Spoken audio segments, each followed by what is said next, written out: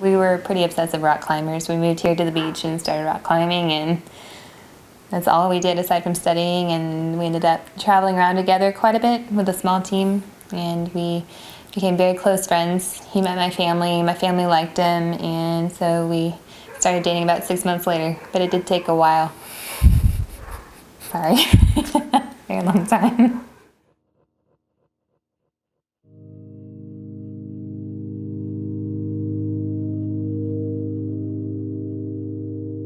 We were dating, we both knew this family that I had adopted 2 little girls, one from China and one from Ethiopia, and we were just really close with them. They were kind of like a family that supported us and mentored us and all that, and actually had Amanda live with the family for 6 months before we got married. But they were just a really awesome family, and we could tell that, those kids were really loved, and those kids felt really loved, and it was just a really cool kind of story that they had of, these kids not having a family, not really having much of a hope or a future, and them coming in and helping those kids out. And we just fell in love with the idea of adoption. And even before we were married, I guess like 2 or 3 years before we got married, and then it just kind of lined up that when we got married, it was going to happen for us. And so this summer we were just thinking about what are we going to do, what are our next steps, and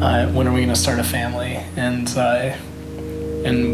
we went through all the steps to see if homemade kids would be a good option for us. And the doctors were like, yeah, you can do it. It would be fine. And so we were going to start trying to have kids. And we just remembered, we wanted to adopt. Like that was our goal since before we got married. We just wanted to adopt. And so we said, why are we, fighting that calling? Why are we fighting against what God had clearly given us? And so we started making some phone calls. Amanda started calling around a bunch of places, and we just decided that, that's what we're gonna do.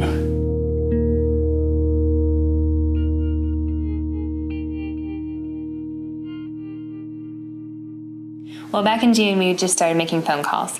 And after about 27 phone calls to 27 agencies, we got on the phone with this woman who was extremely passionate about adoption. She didn't have a program that we could even qualify for, but she spoke with us for so long and clarified the whole process for us and really made it a very tangible experience, because before, adoption is a huge process. And I think just wrapping your mind around what that looks like practically on a day-to-day basis is hard to accept and really hard to step into if you don't have that first kind of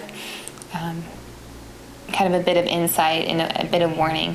So the more you go into it, the more you invest, I guess the more excited you get with the idea of just what bringing an orphan who doesn't have a hope or a future or legacy and bringing them into a family where, we're both teachers. We don't have much to give, but we have a big hearts, and we have all the hope in the world for him. And I think when God calls you to something as big as adoption, he really equips you for whatever, because that was his vision. The whole gospel story is an adoption story, and Jesus himself had an adoptive father here on earth, and so he was a huge advocate for it, and we're all adopted sons and daughters of his kingdom, and so we get to celebrate that.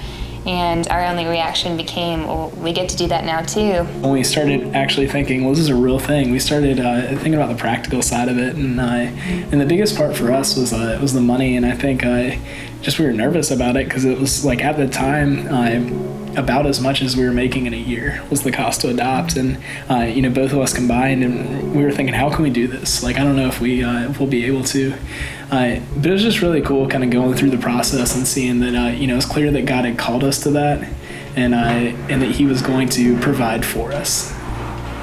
And God had a plan for it, and he just kept reassuring us over and over again right before we really jumped in that he was going to provide, and that he was going to stay with us through the process, and just through random things, like through small bits of encouragement, through people telling us, through random sermons we heard, stuff like that, scriptures we read, and all. It was just cool kind of seeing that God was affirming that He was with us and He cared for us, and He's calling us to this, and He's going to see us through. The question we got initially was, is there really a need in Korea? And I guess when we started researching it, we were really kind of shocked at what we found. In Korea and many Asian communities, they're very Confucian-based, meaning their entire self-worth is based on their family legacy. And so if they have no family legacy, then they have no worth, essentially. And so what these kids are called is the dust of the roads, or the dust of the earth. And they really have very little hope for ever getting married, because they can't continue on the legacy, or any hope of getting a job, because instead of handing in a resume, they have to hand in a family report.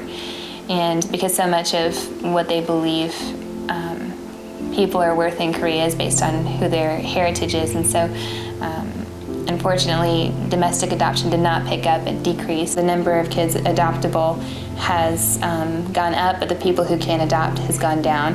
And so we felt, because of the strict stipulations and because we were a very good match for Korea, we thought, well, it's probably our responsibility to go there.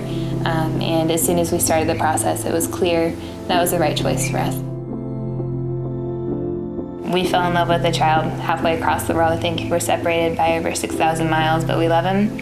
We have prayed for him every day, and we've named him in our hearts, and we're excited to meet him.